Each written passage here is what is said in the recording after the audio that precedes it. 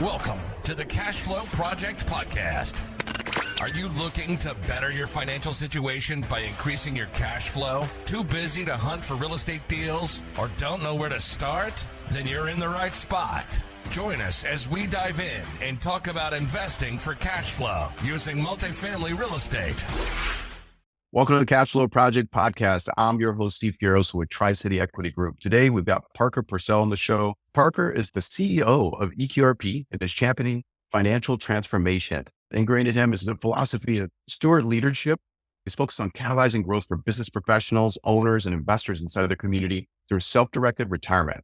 Parker's career includes pivotal roles at Chick-fil-A. And boy, I got to tell you, boy, I'm so glad that we just brought out Chick-fil-A at Purcell Farms. But during COVID, of course, he found himself unemployed and at a crossroad, pressure washing to make ends meet. And I love that. And so we're going to dive in a little bit into talk about Parker's story, but he's now working to empower individuals to take control of their financial lives. Parker, welcome to the show. Thanks for having me, man. Excited to be here. No, absolutely. And I appreciate you taking some time to share with us and share with our listeners a little bit about your story, a little bit about what your company is doing now, the different tools that you can help to empower them. But kind of before we dive into maybe more of the technical aspects and whatnot, give us a little bit of your backstory. Tell us, how did you get started in EQRP and kind of this whole space? You and I both know like real estate and lending and funding, and it's kind of its own world. And so it's easy for us to kind of stay in there, but it sounds like you didn't necessarily come from that type of background. So to share with me and our listeners a little bit about how your story and how you got started. Yeah. I mean, I think the big thing first off is like my journey started in rural Alabama. I grew up about 45 minutes from here. I live in Birmingham currently, but Sylacauga is where I was born and raised. Family business, grew up in the fertilizer industry. So we had a family business for about 110 years. And what the product was a time release fertilizer that we had developed. So it was more of like the Apple product of the fertilizer space, just to give you some type of reference as to what we created. We then built a golf course as a selling arm for our product. So when you're looking at getting creative and selling something, you've got to kind of think outside the box. And my dad's a visionary, and he just saw an opportunity for us to do it different than everybody else was, because the constraint in the environment was time with the superintendents we were selling to. And it was hard to get them in a buying position because they're run ragged, they're always understaffed, and they never have enough money to do the thing they want to do, much less even think about how they could do what they want to do.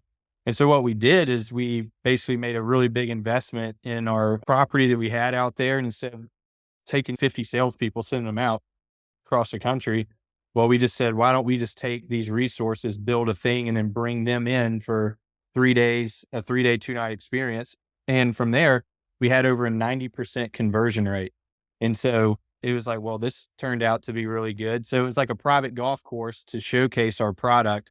And we did that for about 3 years. And then we had 3 companies get into a bidding war for us and ended up selling for a really hefty price in 2006, which was just a blessing when you think of what happened a couple years later. And so at that time, I think I just got into high school. So we had all these assets out there, and I was just working, growing up on the farm, a lot of different types of labor that took part in, and learned work ethic, all the fundamental values of what built me today. So I went to Auburn University, graduated in 2013, and started working at Chick-fil-A. And so in that, really learned a lot about leadership, learned a lot about myself, built my business acumen. And the environment where I was working was, if anybody's familiar with Pensacola, Florida, I opened up the store right outside the naval base. And so really rough environment around there. If any of your listeners are familiar with just kind of military environments like that, there's a lot of need down there. And it was just a great opportunity for me to learn and to serve people. But I got my stripes down there.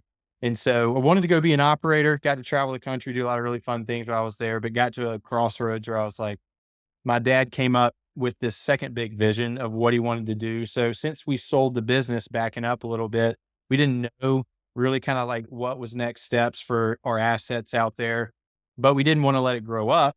And so in that, my dad said, I know what we're going to do next. And really one of our core strategies in the fertilizer business was weaponizing Southern hospitality. And so for us, it was a key leverage point for us in our business model. And so we ended up getting into the hospitality space. And so we ended up developing we have an 81 room property with championship golf course, number one golf course state of Alabama, 11 years in a row.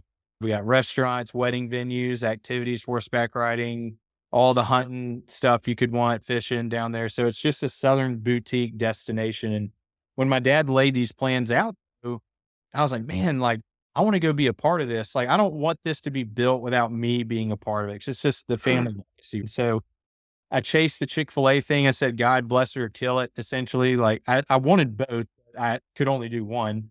And so shut the door at the Chick-fil-A thing, which was completely cool with me at the time, and went back to help my dad get this thing kicked off. And so took all that experience and I learned at Chick-fil-A and got to apply it in the family business and served a number of different things there. I built a shipping and delivery center from the ground, did housekeeping for 2 years, ran a team, did sales, and then COVID hits, and then voluntarily stepped out to unemployment because we just, as the world did, it shut down, and our business is deemed non-essential because people gather and they do things and they just force majeured their way out of everything, which was really hard. And so I was really left like I was opportunistic. I knew that God had a plan for me. Didn't really know what I was going to do next, but I kind of felt like, man, I've got a fresh start.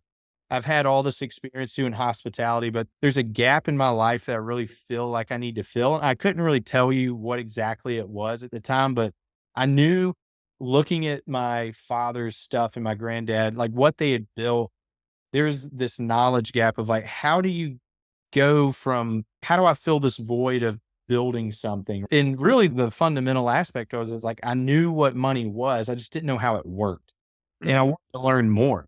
Couldn't articulate that at the time, but for about a year, I pressure washed, I was cutting grass, doing all sorts of stuff, just really kind of thinking through opportunities as they came and just didn't have a piece about a lot of them. But I came across this company, EQRP at the time, and I was one of the early employees here and really saw an opportunity to just use my skill set to grow and build and put my hands on things. And I truthfully, there's nothing beneath me of what I won't do for a company, but I also didn't want to be limited to a thing.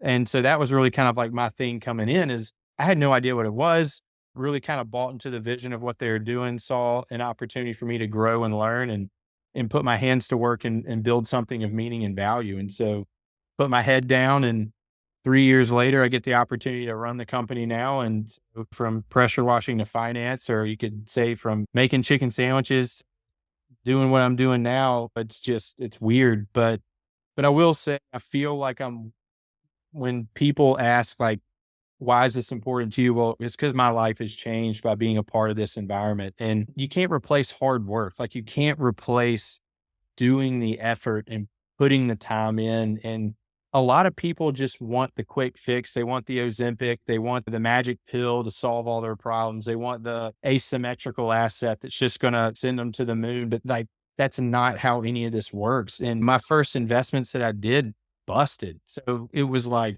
sucked, but I learned and have got some good mentors and people that were just telling me like, hey, look, man, it's a cheap MBA. And I'm like, yeah, I mean, it really is. Learned more doing this than I would have probably going back to school, but that's the only way you're going to learn is to do. And so so our mission here at the EQRP, what we're, accomplishing is just like solving problems for our people, right? And so our goal is to empower families to invest in the assets that make the most sense for them, regardless of asset class. And we get to do that via way of self-directed retirement. And so for us, that's the avenue that we get to meet people at, is this crossroads of they're looking at their future and this money they've put to the side, and they're not confident in how it's currently going because, to be real, the dollar's dead. So you got to do something better. So don't keep doing the same thing over and over again and expecting the same or different result. You've got to actually take action and make that pivot and go. And that's what we get to do for our people, is really help provide them not only with the tool, take all the brain damage away in the how, but also give them the opportunities as well. Because once they get that control, now they're like, well, now what? What opportunities are out there? Like, where can I invest? Well, we get to provide all that for them. And so I'm learning just like everybody else. I'm just continuously learning so much. And so it's fun for me because I don't ever want to speak from a place of like, I know things to be true other than maybe some like principles in my life. But when it comes to this stuff, man, I'm just like, I'm learning just like you guys are. And I'm reading all the tweets. I'm seeing all the things that are happening. I'm like scratching my head as well, but you just got to adapt and you got to take action, but doing nothing's not going to get you anywhere where you want to go. Oh, absolutely. I mean, what an awesome story too. I mean, I really appreciate you sharing that with me and our audience. There's so many different things there to like unpack. Because like that, like right starting off, like you guys you're coming from you got to see firsthand, let's say your dad, and it sounds like your grandfather also, family business, like, okay. I mean, for a couple of different things there, this is a huge deal, let's say for parents. Like me as a dad, when I became a dad 10 years ago, you start to have like a mindset shift. It's like, okay, well, it's not just about me anymore. So it kind of puts you in a little different perspective of giving back and like, okay, thinking generationally. So you got to see your dad and the work that they were putting in, let's say for the family business, the family farm and whatnot. And you mentioned earlier, he's a visionary. But that's awesome because you get to see firsthand, like somebody who's operating at a high level. I always like to say, it's like, well, that kind of establishes your norms. And so it's like, okay, like to deal with, let's say numbers at a certain scale, that's normal. Hey, that's just what our family does. Like that's just normal for us. So that that kind of helps to fast track you. And this, like, again, guys, even if you're not currently, you don't have a big business or you're just looking to get started because you're a W-2 9 to 5 employee, just like Parker said, hey, he's still learning. And guess what? Like I'm still learning too. Like don't think just because we're the guys on the show that you're watching or that you're listening to that we know it all and we don't, and we have all the answers. I mean, I'll be honest with you. I get scared if I ever hear somebody say, well, yeah, I know it all. It's like, that's dangerous. Like, I heard a great quote this past week from a friend of mine. He said, people who can't be questioned do questionable things. And so if I ever hear somebody, I think it's John Acuff that said that, but if you're around people who can't be questioned or they can't be taught anything, well, I'd probably just run away, to be quite honest. And so we were talking about like the environment that I grew up in, like I got to just emotionally experience a lot. Like my name wasn't on the bottom right side of the check, but I got to be in the rooms. I got to walk through the decisions. I got to have influence in things that happened and carry that weight because it's not we're not building it to sell it. We're building it to last well after our lifetime. And so there's a stewardship component to that. But anybody listening is kind of asking like, well, I've never had that opportunity. Well, I can tell you exactly how you can get there is first off, like have a servant mindset, like look to serve people in all that you do and know that like all the things that we have, the resources we have, the epitome of stewardship, the way I look at it is, well, if you can't take it with you when you die, well, is it even yours to begin with? Therefore, would it not be gifted to you in some way to then use in a positive manner? And so for me, my father just brought me into the fold and let me walk alongside him like early in my life, like just sit in meetings, just let me experience it. So if you have kids and you want to do that, like cool. But if you're sitting in that seat and you want to break out or you want to rise in leadership, actually like lower yourself in a position of humility and serve people and just look to solve problems, not for you, like do it for other people. If you help enough people get to where they want to go, you'll get to where you want to go. 100%, 100%. And one of those things too, because I love that you included in your story, because it would be easy, honestly, to gloss over the fact that like, hey, I was unemployed. To be honest with you, COVID impacted everybody, right? But to know, well, hey, look, because I'm 100%, we've got people that are on the show and we're like, well, gee, Steve, you're like, I'm not like Parker. I didn't have the family business. And like, I didn't grow up with the silver spoon kind of deal. And I'm like, hey, guess what? I didn't either. And you think Parker was, silver spoon was out there, but I can tell you, not like, I mean, I don't have enough time to go into my story and how I was raised, but I can tell you one thing that there wasn't no silver spoon where I grew up. I can tell you that. Oh, yeah. Having grown up in Texas and being a Texas boy, it's like, hey, one of those things. I mean, you got to get your hands dirty, and that sounds like something that's a part of your journey. You haven't been afraid to do. And growing up on a farm, growing up anywhere around agriculture, I mean, that you learn that. You got to do more. Whereas David Goggins say, you got to carry the boats, baby. Every day you wake up, carry the boats. Yep. 100%. There's never a shortage of things to do. And guess what, guys? The more success that you have, you will find that will always remain to be true, especially if you are casting a big enough vision. Like that's something that's powerful too. if you're content working in your 9 to 5, guess what? Like it's going to be hard to you're going to have to get uncomfortable to push outside of that, because you've kind of set up some bookends there for yourself, and you're going to have to get comfortable, be uncomfortable. You're going to have to not be afraid to fail. Just like kind of Parker sharing his story. It's like, man, you can tell me like how many times he's stepped out, even just hearing this brief bio and just giving him a few minutes to share his testimony. That's all about like stepping out of comfort zones, getting uncomfortable, looking for ways to serve, looking for ways to provide value. He's out there mowing lawns and pressure washing, but guess what? Like how many people would have been, ask yourself, right? To our listener, ask yourself, hey, while I'm working a white collar, very successful job, would you be willing to do that if that's what it took? Right? It's nothing you have to, but sometimes you got to get your hands dirty and get in there and make stuff happen and look what kind of doors it can open up for you. So no, I'm excited. That's great. I love hearing your story. I love hearing your testimony. Again, there's so many different things that I can unpack in there. But now, like you guys, EQRP, obviously you're helping equip and empower investors and I mean, honestly, everybody, you mentioned it earlier, the dollar's dead. I mean, guys, if you're not tracking how much inflation is happening, how much money that the government printed and the evaluation of the currency, I mean, you should see it every time you go to the grocery store and every time you go to the gas pump. Like that's just a reality of that type of financial structure. So you need to be holding hard assets. You need to be doing everything you can. And now's a great time to do it. Honestly, get into being able to get hard assets and to get things that will hold their value or increase in value over time, which they will. So yeah, to give us a little bit more on what kind of assets are you guys seeing? You're helping, let's say your clients get into, like, or have you seen a change in that, let's say over the last couple of years? And Yeah. And most people can kind of start with the original, like why self-directed retirement accounts, truthfully, I don't think became popular until 2020, AKA people's eyes just kind of opened up because the government then threw trillions of dollars into the environment. Then we're watching what happened unfold, whether it be with real estate, with inflation, all the different things that happened. And now we're paying the price of that now, right? But the main thing is that the traditional system locks you down. It doesn't give you options. And so when you don't have options, there's not really much you can do.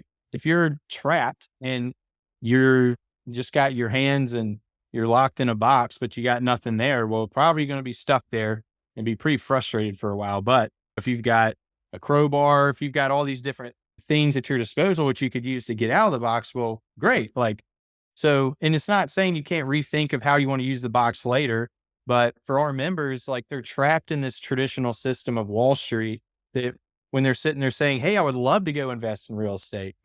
Well, you can go invest in this paper thing, or I want to go buy gold and silver. Well, you can go buy gold paper. Like that's not what they're wanting.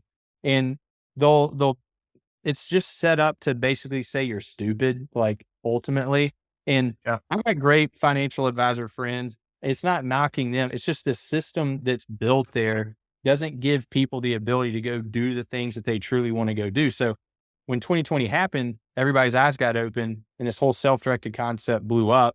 And now they started looking at what was going on in Wall Street and they're saying, hey, I actually want to go take my money and I feel more confident putting it in this multifamily deal. Or I feel more confident being able to put in this commercial asset or oil and gas or gold and silver, or Bitcoin, whatever the thing is. And so they just wanted to diversify into something that they felt more comfortable with and confident in. And so that's what we get to do on a daily basis is give them the tool that gives them that control. But then after that, when they get in the community, now we also give them all the options to go find freedom in the different deals that are out there because we're trying to compress time. Time matters. And if you don't take action, and if you don't have the things readily available for you to do that, well, then you're going to still be stuck doing the same thing. So that's really our goal, is to compress our investors' goal and then also the syndicator side as well.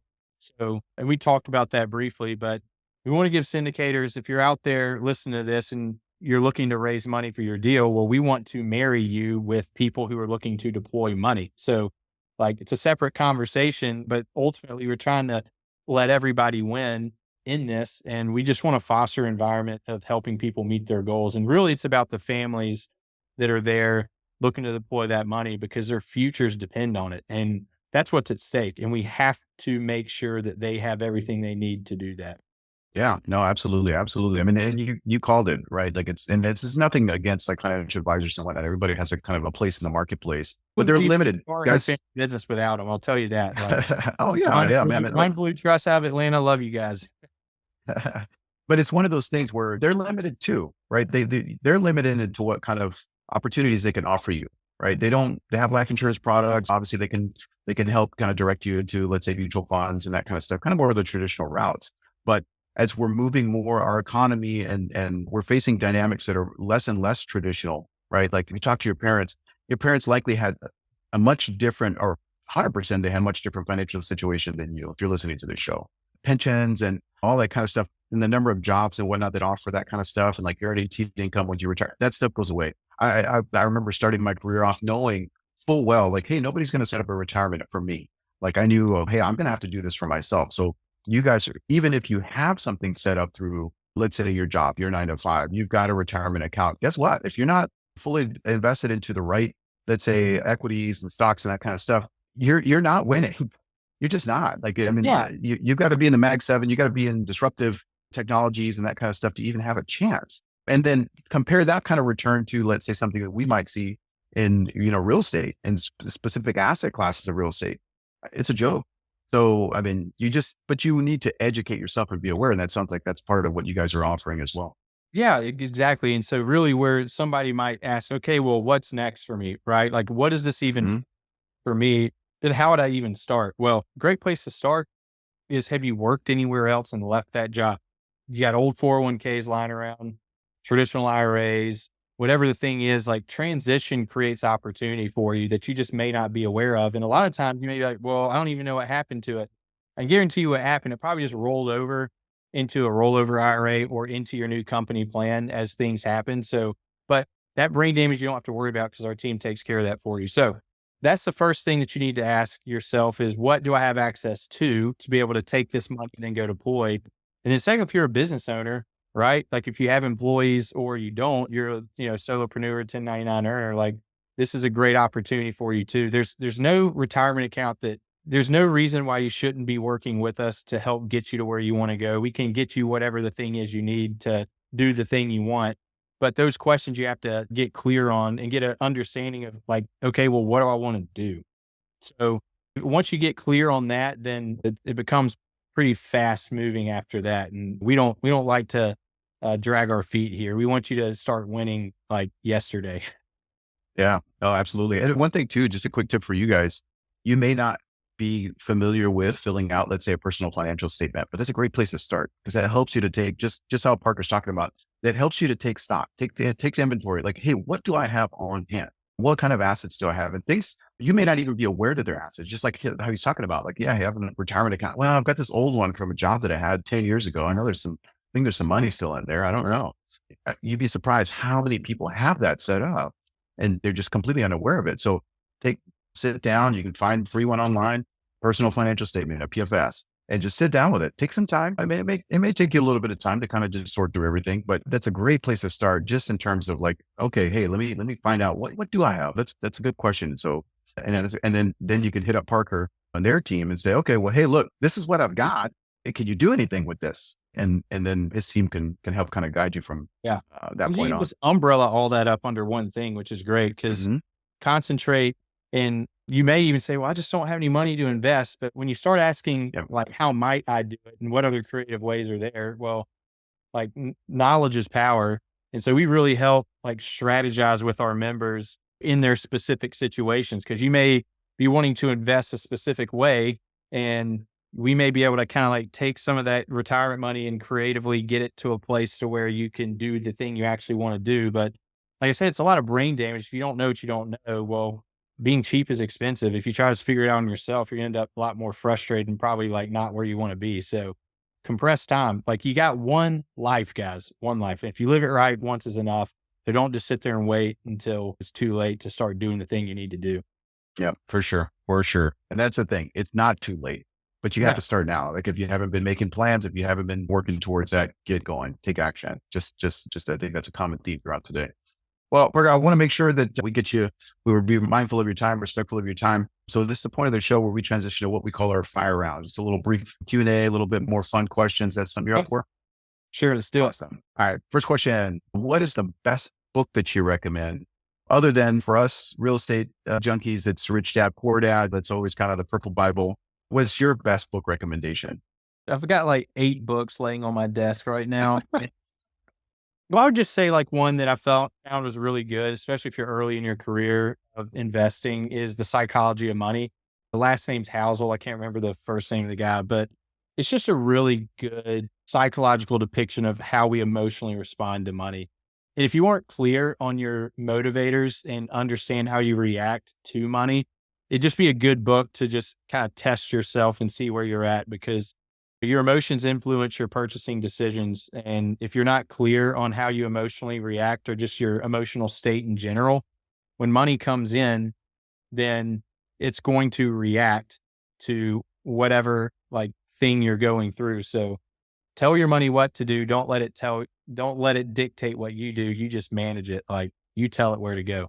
And that's a huge deal. So I would highly suggest you guys like do the self work, because what you'll end up doing a lot of times that I've seen is people will achieve levels of success and then they'll self-sabotage. So if you've got some bad habits, you've got stuff in your family history and that kind of stuff that you need to work through, put in the work, honestly, for yourself. Yeah, it will pay dividends, because the last thing you want to have happen is, hey, what I'm on an upward trajectory. I am experiencing great success in my family life and my business life. But then because you have, let's say, a tendency to self-sabotage or something, and there's a number of different things out there, but you derail your own success. Yeah. I've seen it before and experienced certain aspects of that. So yeah, no, that's a great book recommendation. So very good. All right. Next question. What would you consider your superpower is? It's actually funny you mentioned that. I don't know, I've been going through this book. It's called Living Fearless. It's more of a personal identity book. It's faith-based, but really getting clear on kind of what your gifting is. And we all carry these different identities on us that don't serve us very well. The way I kind of got to this was working through some really hard things that I felt like I was going through. And I feel like when you hear a negative thought come in that's pushing you down, like let's say you're leading, you're in a position, you're doing your thing and you hear, well, I'm incompetent, I'm incapable, I'm this, I'm that. Like that's just the enemy, like trying to keep you from being the thing that you truly are in the world. And so for me, the superpower is I feel like at this moment, I'm not like completely on it, but I can see it. It's called as a restorator. So I like to take things and make them better, whether it be people, whether it be businesses, whether it be relationships. Like that's just where my genius is and where I light up and where I kind of feel. So I'm working through that. But right now I'd say I'm a restorator. Nice. Very good. Okay. I'll have to check out the book to get kind of, I'm sure that there's a number of different personalities and skill sets in there. Very good. All right. Next question. What is the biggest lesson you've learned over your career thus far? It's okay to not know. Don't feel like you have to know everything. Or if you're in a situation that you have no experience, like any relative experience through, it's okay to not know. And the world will tell you you have to know. That's just pride speaking. So be okay with not knowing, but also be committed to learning and figuring it out. So I may not know the answer, but I'll find an answer and I'll get there. It just may take me a weird way to do it, but I'll get it. So it's just being okay with not knowing. Yeah, no, that's great. And then for the busy working professional, somebody who's trying to work towards financial freedom, what advice would you have for them? Just get clear. Like get clear on what it is that you want, where you want to go, and just don't forget to be content in life. Like being content is a superpower, I would say, in a world that tells you you need more stuff, more things to fill your life. But get clear on who you want to be. Like I did this exercise a couple of weeks ago where I actually wrote my eulogy out, and having a wife and a son, and I guess by worldly standards, arrived at a place that a lot of people want to be. But my thing is what's more important to me is who I am. And so if you can get clear on your values and who you are, then everything else you'll work in reverse. And that even gets down to your financial goals. Right. And so just get clear on who it is that you are, who you want to be. And I would encourage you guys, if you've never written your eulogy out, like go write it. It's a very moving experience, and write it as if you were not going to be here. Like today's your last day and these people are getting it tomorrow. And what do you want read at your funeral? And you'll find that stuff isn't going to really follow its way in there. It's going to be relationships. It's going to be your family, and the person that you were is the thing that's going to outlive your life. Yeah, no, that's powerful. That's powerful. Well, Parker, it's been a pleasure having you on the show. If our audience wants to reach out, they want to get in touch with you or the team, what's the best way for them to do that? Yeah, just reach out to us at EQRP.com. Great first step. If you got questions, and even if you're not clear, we can help you get clear. So just know you aren't talking to robots. You're talking to humans that are investors, that have families, that are on the same mission that you are.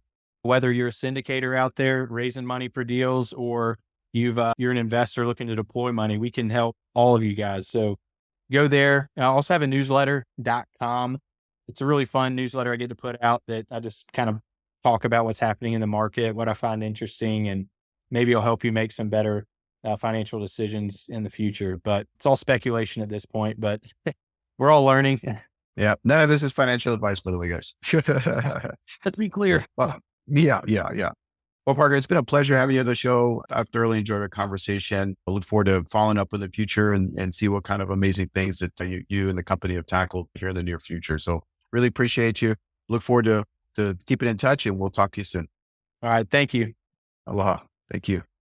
Awesome conversation with Parker Pursell over at EQRP, CEO over there. Guys, you just can't help but I can't tell you how important it is to make sure that you're working with people it's a common thing to say that people do business with who they know, they like, and they trust. But you generally want to work with people, especially regarding finances, who have not only your best interest in mind, but do understand the stewardship concept, the stewardship principle, who truly value the hard work that it's taken for you to put your resources together and the trust that is involved with that. So you definitely get the sense that EQRP and that Parker and their team over there is definitely doing that. They're putting that in motion. Lots of great things in the story. I'm going to have to go back and listen to that episode because it's got truly an amazing story, very encouraging, lots of book recommendations in there. But yeah, key takeaways, of course, make sure that you're getting into hard assets, be mindful of that, have a clear plan, take some action in terms of what you see your financial future to be, and using tools like a self-directed IRA, retirement funds that may be sitting around collecting dust, not working for you.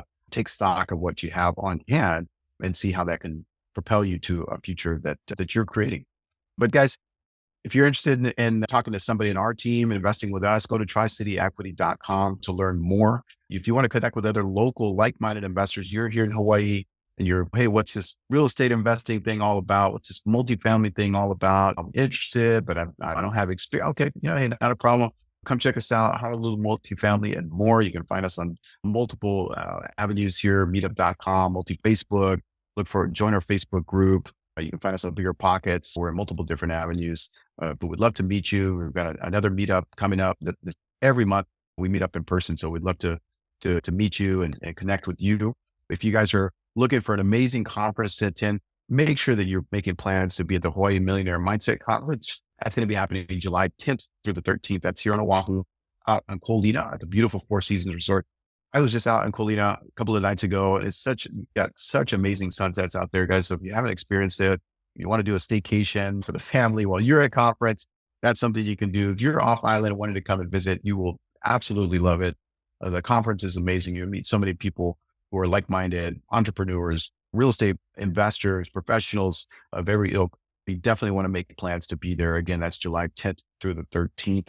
And then guys, if you guys are finding value in these podcasts, we would love if you share the show. Love if you leave us a 5-star review. Let us know too. If you don't not enjoying it and we can make it better, let us do that. We want to learn how to do that. So leave us a comment. But that's going to be it for me today, guys. We'll see you on the next episode. Go out, take some action, get some clear vision for your life, and we'll see you on the next episode. Aloha.